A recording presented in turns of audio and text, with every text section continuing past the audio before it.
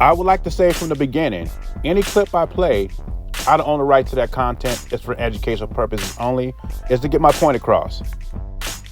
Once again, congratulations to Xander Zayas for becoming WBO junior welterweight champion. But some people believe Xander Zayas and his team took the easy route to become a champion. And one of those people is Vergil Ortiz Jr. I can remember, I think it was last year, that Vergil and his team reached out to Xander Zayas to see if he wanted to face Vergil Ortiz in Riyadh season last year. Zayas accepted, and Vergil and his team went another direction. Now, Xander Zayas accused Vergil of ducking him, but it's hard to say Vergil was ducking him when Vergil ended up taking on former WBA champion Israel Madrimov during Riyadh season. Now, Xander Zayas is saying that Vergil's making all kinds of excuses because he's never won a title. And Vergil Ortiz responded by saying, "Talk to me when you fight a top 10 opponent."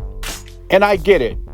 Jorge Garcia Perez is not a top fighter, elite fighter at 154, but he was the guy he had to fight to win the title. Now, I think the reason why Vergil is really upset is because how Oscar's been moving. Ortiz Jr. has been a pro for over 9 years, and he hasn't received a title shot. I'm not talking about just winning a belt. I'm talking about getting a title shot.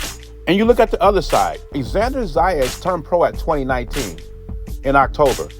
He hasn't been a pro for 6 years yet, and he's a champion. And I've been saying over and over, one video after another, when is Oscar going to get this guy a title shot?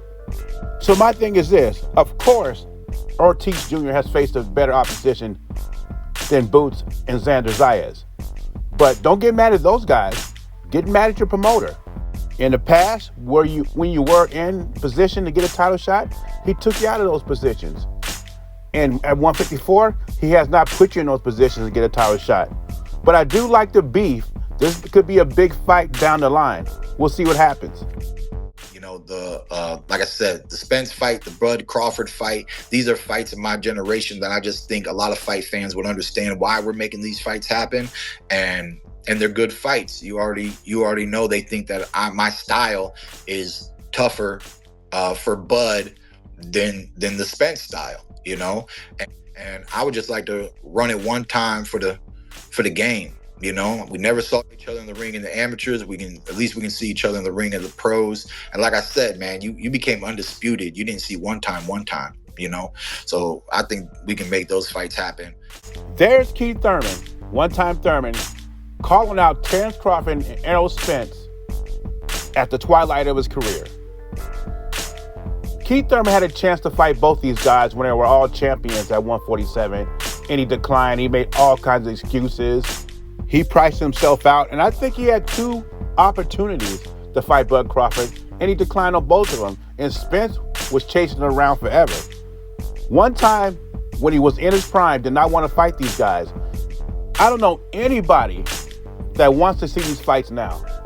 Crawford's at 168, about to take on Canelo. Spence hasn't been in the ring for 2 years, and now this dude is calling for these fights. When he should have fought these guys in his prime when he was champion at 147. I think he was unified champion at 147. I could be wrong. And the only reason Keith Thurman is bringing this up is because he wants to stay relevant in the boxing circles, or Keith Thurman needs money. He needs big fights. And this is why he's calling everybody out now. And he knows he's towards the end of his career. Neither one of these guys are interested in fighting Keith Thurman now. Keith Thurman blew that opportunity a long time ago. He's also trying to paint a picture for some of these gullible fight fans, you know who they are, you know who the channels are, to make you believe that these guys are avoiding them. But I only can speak for myself. I'm not interested in seeing Keith Thurman against Errol Spence or Terence Crawford at this point. The only way he gets those fights, especially with Terence Crawford, if he becomes undisputed at 154. And we know, everybody knows, Keith Thurman is not going to do that. Boy, Crawford's head off. There's nothing that Canelo ain't seen. Nothing that Canelo ain't seen. I'm gonna tell you what he ain't seen. He ain't seen Bud Crawford, you motherfucker, and we gonna beat his bitch ass now. Canelo Crawford, the press conference tomorrow, you already know, so we're going to be that. How does it, you don't have to give us the secret, but how do you beat Canelo Alvarez, even stoppage? Like, how does that work? It ain't no secret. Crawford going to put hands and feet on him, and that's how you do it, you understand? And that was no other than Terence Crawford's right-hand man, Bernie the Boxer. Now, this comment was interesting to me, so I had to put it on that video. Canelo has 4 rounds to get it done. Once Bud gets his timing and he starts to gas, it's going to get ugly. So my question to you is, does Canelo got to knock out Crawford early? Or does he need to knock out Crawford, period? That's what's going around, because some people believe that Canelo cannot win a decision over Terence Crawford because Terence Crawford gets cooking late. And Canelo, in the past, has gassed out. And for a lot of experts, that is the kryptonite of Canelo. They believe he doesn't have the stamina. He gasses out in the second half of the fight. And boxing fans who have watched Bud Crawford knows he's a slow starter. And Bud starts cooking in the second half of the fight. Now, on a side note, I've been listening to these YTB streets, and there's a lot of excuses from both fan bases. One side is saying, where's Canelo's VADA test results? The other side says Crawford's getting away with his VADA test results because he's with Snack. When people bring up Snack, they're forgetting Crawford's not the only one with Snack. Andrade with Snack, he's not a big puncher. Devin Haney's with Snack, he's not a big puncher. Caleb Plant's with Snack, he's not a big puncher. And Clarissa Shields is a Snack athlete as well. They're not big punchers, so it kind of debunks what they're saying. And then you look at Canelo's side, he got busted for clenbuterol a while ago, but I thought he got tested year round. But I think they're saying that because Reynoso, most of his camp, like 6 or 7 fighters, have tested positive. Another thing you got to realize on YouTube, there's no such thing as like a pro-black channel, pro-Mexican channel, or pro-white channel. These are channels that don't really know boxing. They're trying to swing a narrative. Most pro-black channels that I've listened to do not like Terence Crawford. So how can you call yourself a pro-black channel if you don't like Terence Crawford, who's a black fighter?